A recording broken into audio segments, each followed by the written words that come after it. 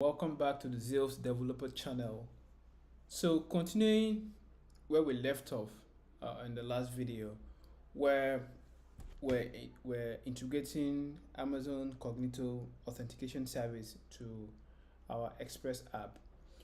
We finished, we ended where we're able to successfully sign in, calling the sign in endpoint as you can see here. So now let's create a protected route where you would need to pass a valid authentication token, all right, to be able to access the route. So going back to our application here, let's create the route. Let's start this app.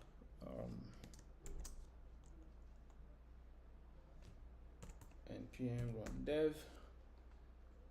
Can this come down? All right, this is the sign in. That's good. Already created a boilerplate protected route. But of course, to protect a route, you need to pass a middleware. Let's try this first. Let's go to this route. I've already added it to my API tool here. Protected. If I hit this, of course, you're going to see it return this message, this object, but it's not protected. So let's go and protect it. So you would have to now pass a bearer token in your authentication header, authorization header, before you're able to access the route. So let's go do that. So to do that, for this tool we're using for Amazon Cognito, you need a special package to verify AWS authentication, the tokens. Right, so I've already installed it. It's called AWS JWT Verify.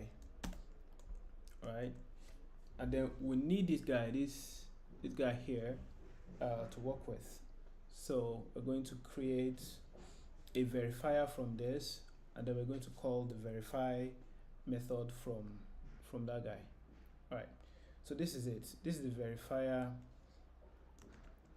This is the verifier we're creating, right, from what we imported here, and then we're passing user pool ID, client ID, almost like we did for user pool. And then here we're also passing token use, because there are 3 tokens that are passed: ID token, refresh token, access token. So yeah, we're declaring what token we're going to be using for authentication. So we're saying access token is what we're using here. All right, so access token here, that's just a string. So this guy, now we're going to now call the verify method of this guy, right, in our middleware, and we're going to pass in token that's received from the request, and then I think client ID too. So let's do that. Let's write the authentication middleware. So creating a middleware, let's call it auth middleware.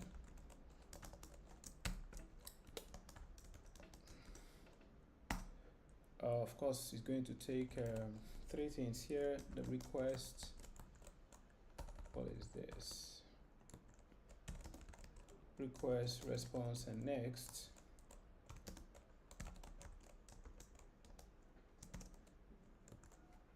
All right, so all of these types are imported from Express. All right, so what are we doing here?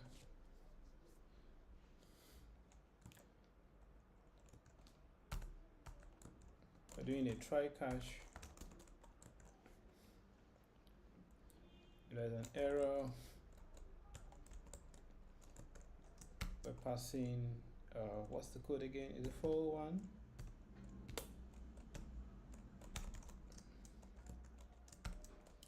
Passing an object. We just pass the error object here.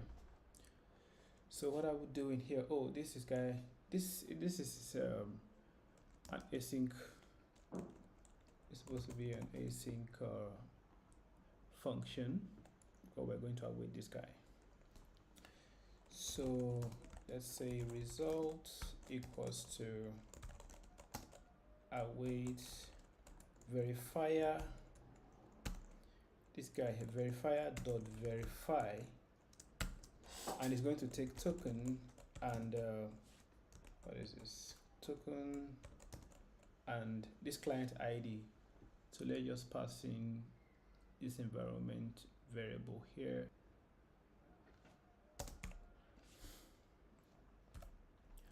All right, we've not created a token, I know, but we'll do that. Let's do that now. So the token is going to be, we're going to get the token from the request, right? Because we're passing it in the header. So we say token is what? Request headers authorization. Now, when you get this, what you're going to see is something like this: bearer, and then the token string, right? So, but we just need a token string. So we're going to first split this by this space. So we'll have an array of 2 items, and then we're going to now pick the second item, which is index 1. All right, so let's split this by space, and then we're going to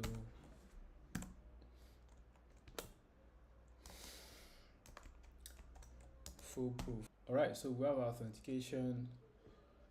So if this is good, right? If this verify it's is true, then we're going to return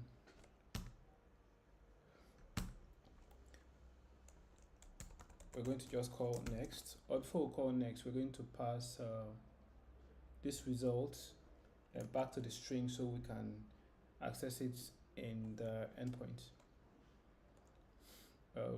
to the request. So we're going to say request dot what result payload, what do we call it again?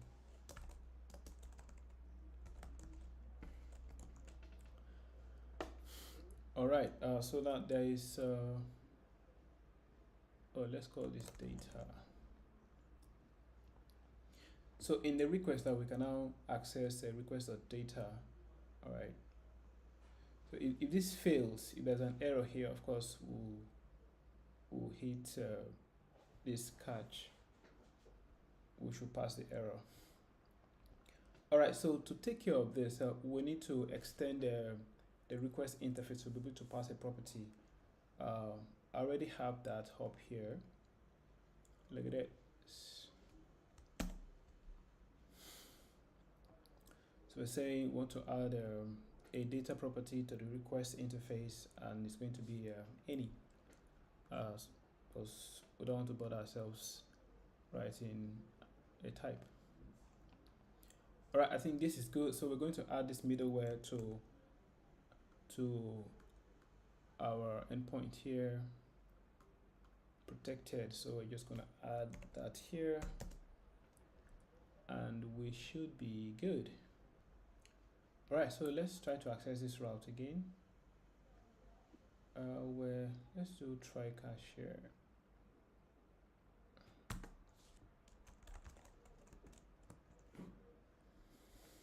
And bring this down.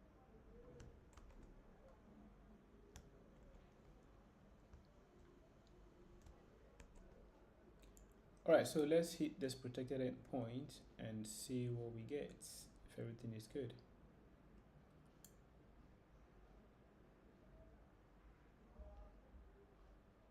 So we're not passing any authentication at first, and we got nothing. Why? Of course, we hit that catch, but why? So there is nothing here. Error isn't. Anyways, let's pass a valid token and see. So that's we hit sign in. we still have our object here, so let's just hit this guy here. So we're going to pick the access token, which is this guy here, just a string.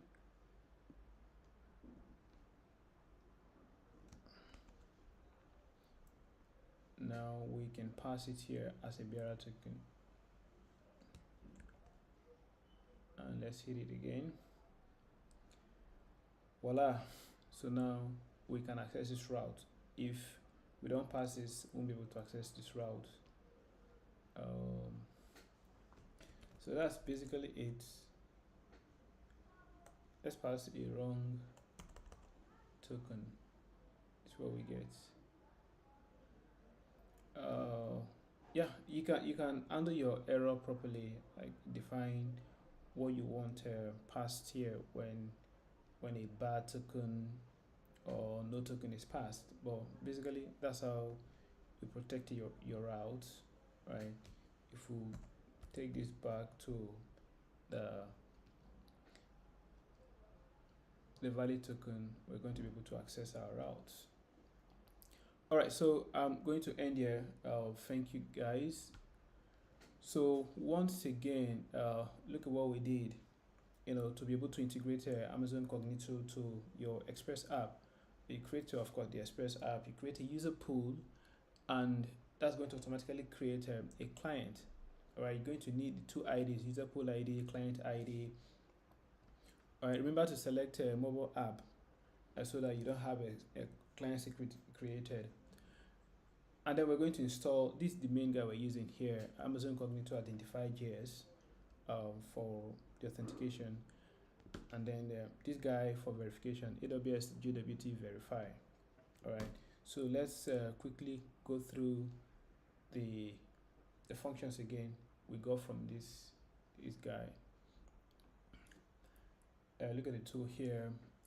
We got user pool, Cognito user pool, Cognito user attributes, Cognito user, then authentication details, right? So what we need for signing,